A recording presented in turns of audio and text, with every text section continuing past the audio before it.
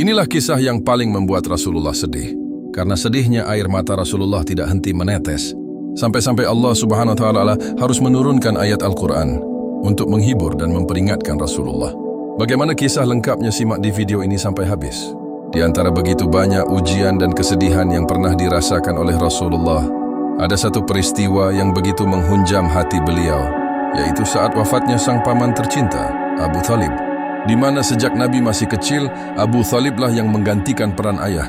Ia bukan sekadar paman, tapi pelindung, pembimbing, dan satu-satunya benteng yang berdiri kokoh membela beliau ketika seluruh Quraisy memusuhi dakwah Islam. Tatkala semua orang memusuhinya, Abu Thalib memeluk keponakannya erat-erat.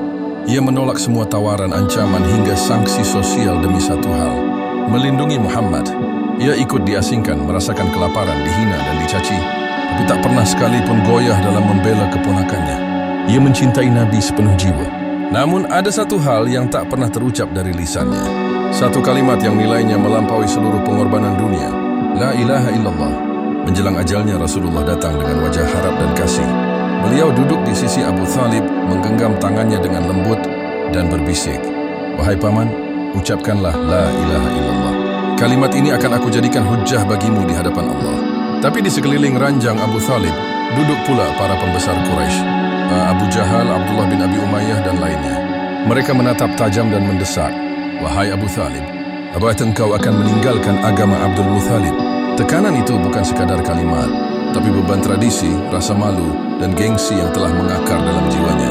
Sebagai bangsawan Quraisy, meninggalkan agama leluhur berarti meruntuhkan kehormatan.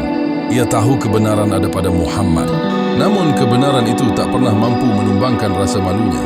Dan akhirnya, dengan suara yang amat lemah, di ambang kematian ia berkata, "Aku tetap berada di atas agama Abdul Muthalib." Rasulullah terdiam, tak mampu berkata. Air matanya mengalir di hadapan jasad yang selama ini menjadi benteng terkuatnya. Paman yang dulu berdiri di barisan terdepan saat beliau diboikot, kini telah pergi tanpa sempat mengucap kalimat tauhid. Itulah luka paling dalam, bukan kehilangan jasadnya, tapi kehilangan kesempatan untuk bersatu kembali di akhirat. Kemudian turunlah firman Allah sebagai teguran, sekaligus hiburan bagi Rasulnya. "Sesungguhnya engkau, Muhammad, tidak dapat memberi petunjuk kepada orang yang engkau cintai, tetapi Allah memberi petunjuk kepada siapa yang Dia kehendaki." Quran Surat Al-Qasas ayat 56. Dan Rasulullah pun bersabda, "Siksa paling ringan di neraka adalah yang dialami Abu Thalib. Ia diberi sandal dari api yang membuat otaknya mendidih." Hadis riwayat Muslim.